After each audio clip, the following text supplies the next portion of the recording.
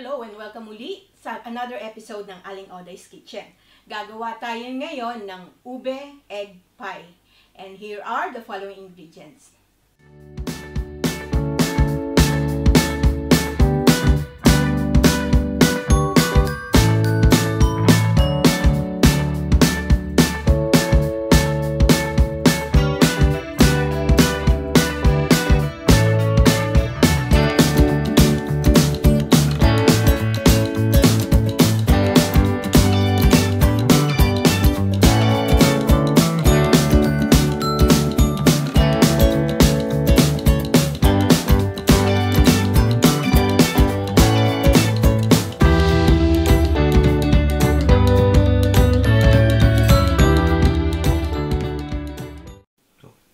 Gagamit din tayo ng isang 9-inch na pie tin, whisk, baking tray, 2 forks, rolling pin, hand mixer, spatula, at parchment paper. Ang ating first step, itong ating all-purpose flour na mix ko na ito. And then, i-add natin yung baking powder. Mix it well. Ayan, naihalo na natin yung baking powder at saka yung ating flour. Ilalagay na natin yung margarine or pwede din gumamit ng butter. Kailangan ice cold ito.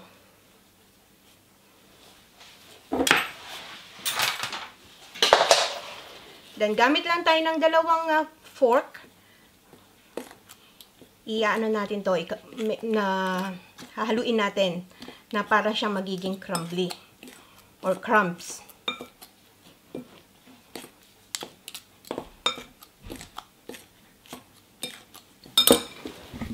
Ayan, parang naging crumbs na siya. Then, ang ating next step, ilalagay na natin yung ice cold water natin. 4 tablespoon muna ilagay natin.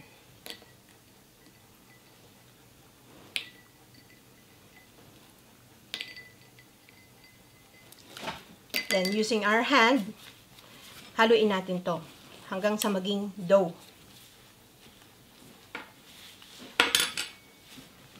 Ang pag-add ng tubig, paunti-unti lang. Ayan, dry pa yung ating dough. Magdagdag pa tayo ng water. So, pang-5 na to.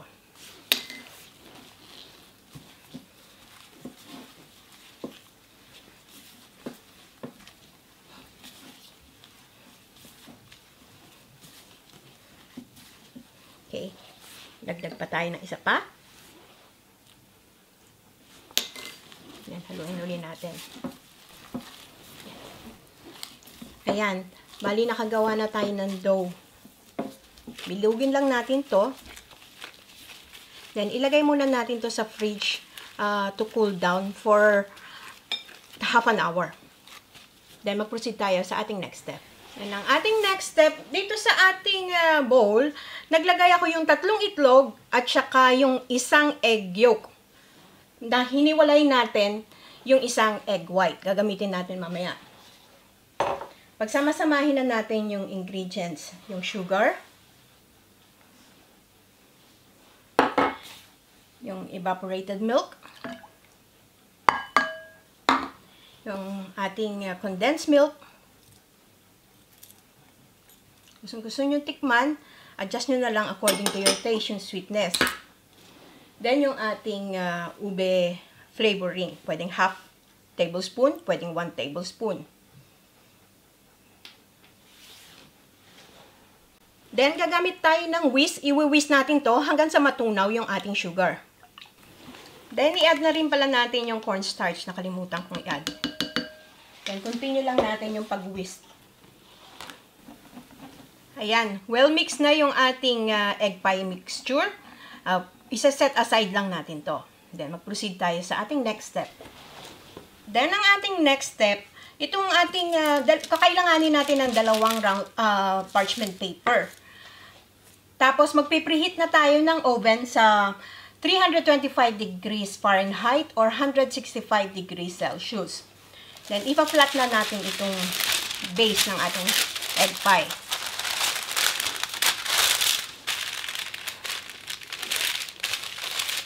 Gamit tayo ng rolling pin.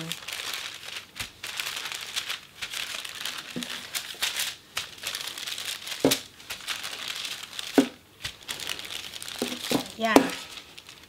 Sukatin natin yung pie tray na gagamitin natin. So, kasya na siya. Tanggalin natin ito. And then, kunin natin yung ilalim. Taot natin. Make sure na isiksik nyo hanggang dun sa dulo ng ating pie tray. Okay. Tanggalin na natin itong parchment paper. Okay. Then, press down natin ito.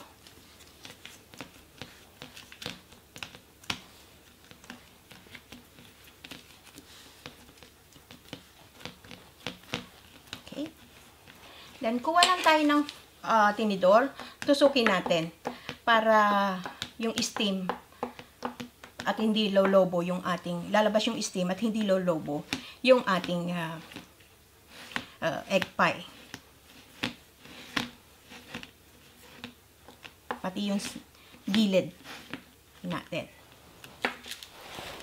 Then, yung gilid niya, yan, pisilin lang natin para dumikit. Then, i-trim lang natin using scissor.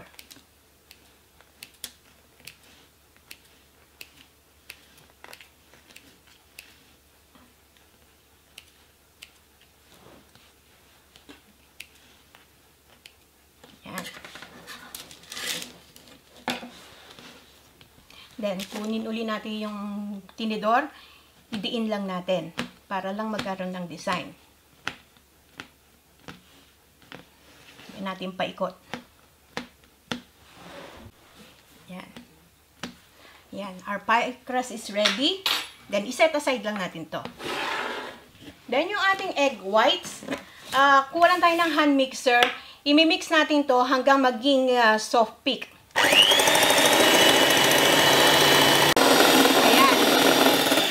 Sa soft peak stage na yung ating egg whites. Then, kunin natin yung ating egg pie mixture. Ilalagay natin dito. Then, haluin lang natin. Parang ifo-fold lang natin para yung egg whites nasa ibabaw.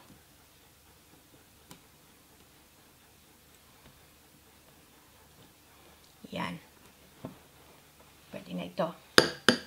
Then, yung ating prepared pie crust, ilagay na natin yung mixture.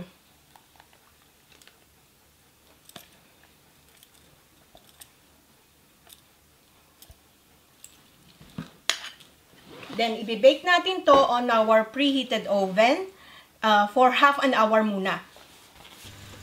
After half an hour sa oven, inikot ko lang yung tray, tapos hihinaan na natin yung heat sa 150 degrees Celsius. And then, i-continue lang natin to for another half an hour.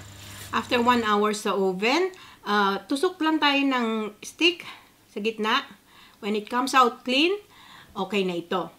So, ililive natin to for 2 hours. Huwag muna natin itong ihiwain. Kailangan malamig siya completely. At hintayin natin mag-firm up yung ating egg. Sana magustuhan nyo itong recipe na ito and share it with your friends. Hanggang sa susunod kong video, magkita-kita ulit tayo. Salamat!